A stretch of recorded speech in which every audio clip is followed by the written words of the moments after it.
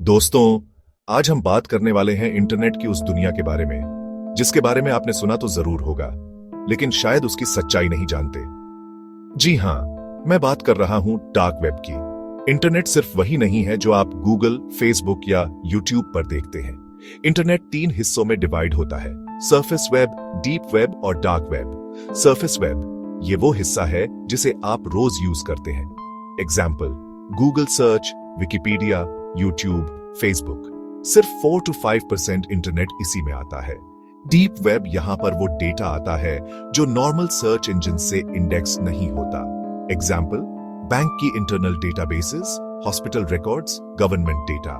ये इलीगल नहीं है बल्कि प्राइवेट और सिक्योर होता है।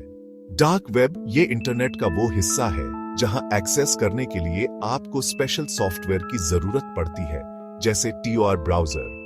डार्क वेब को एक तरह से हिडन इंटरनेट कहा जाता है। यहाँ की वेबसाइट्स गूगल पर सर्च नहीं होती और अलग तरह के एड्रेसेस होते हैं। अब देखते हैं कि डार्क वेब कैसे एक्सेस होता है और वहां क्या होता है। शुरू करते हैं टीओआर और .onion से। मैं आपको स्टेप बाय स्टेप बताऊंगा। इंटरनेट के 3 हिस्से: सरफेस, डीप और डार्क। अब हम आगे डार्क वेब की डिटेल में चलते हैं, तो चलिए देखें डार्क वेब कैसे एक्सेस होता है। डार्क वेब पर जाने के लिए आपको TOR the onion router browser चाहिए। टीओआर ब्राउजर डेटा को कई इंक्रिप्टेड लेयर्स के थ्रू भेजता है, इसलिए आपकी आइडेंटिटी को ट्रेस करना बहुत मुश्किल हो जाता है। डार्क वेब की वेबसाइट्स .onion डोमेन पर होती है। ये गूगल पर सर्च नहीं होती। डार्क वेब पर 2 तरह की चीजें होती हैं: लीगल एक्टिविटीज और illegal activities. Legal activities whistle blowers यहां अपनी आइडेंटिटी छुपाकर ट्रूथ शेयर करते हैं।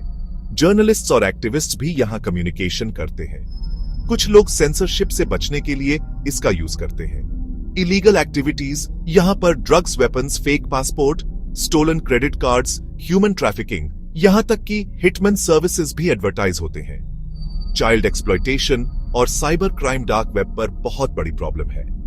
डार्क वेब की सबसे फेमस इलीगल मार्केट प्लेस थी सिल्क रोड। इसे 2011 में रॉस उल्ब्रिcht ने बनाया था।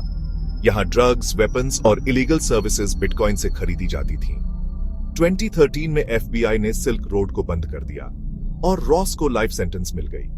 डार्क वेब पर transactions mostly crypto currency, bitcoin, Monero, Ethereum से होती हैं। रीजन: क्रिप्टो करेंसी डिसेंट्रलाइज्ड होती है और इसे ट्रेस करना मुश्किल होता है। डार्क वेब जितना मिस्टीरियस है उतना ही डेंजरस भी है।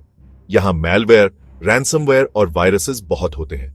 हैकर्स आपकी पूरी आइडेंटिटी, बैंक डिटेल्स और सिस्टम हैक कर सकते हैं। आप इलीगल चीजों में फंस सकते हैं और पुलिस एक्शन भी हो सकता है। क्या डार्क वेब इलीगल है? डार्क वेब खुद इलीगल नहीं है। टीओआर ब्राउजर और .onion वेबसाइट्स एक्सेस करना कई देशों में लीगल है, लेकिन अगर आप वहां इलीगल चीजें करते हैं, जैसे ड्रग्स खरीदना, वेपन्स लेना या हैकिंग करना, तो ये इलीगल है। कंट्रीज जैसे इंडिया, यूएसए, यूके में लॉज बहुत स्ट्रिक्ट है। मिथ्स अबाउट डार्क वेब में: डार्क वेब सिर्फ क्रिमिनल्स के लिए है। रियलिटी: यहां जर्नलिस्ट और एक्टिविस्ट भी होते हैं। मिथ: डार्क वेब पर जाना इलीगल है। रियलिटी: एक्सेस करना इलीगल नहीं है, पर इलीगल काम करना पनिशेबल है। Myth: dark web totally anonymous है। रियलिटी: एजेंसीज जैसे एफबीआई और इंटरपोल ने कई लोगों को पकड़ा है।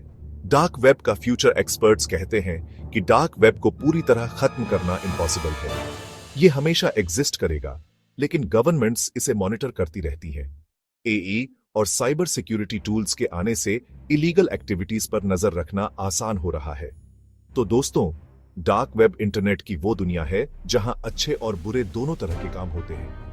ये जर्नलिस्ट और एक्टिविस्ट्स के लिए एक सेफ स्पेस हो सकता है, लेकिन इलीगल एक्टिविटीज की वजह से ये बहुत डेंजरस भी है। अगर क्यूरियोसिटी से भी डार्क वेब एक्सप्लोर करना चाहते हो तो एक्सट्रीम कॉशन जरूरी है। Please subscribe and support our channel.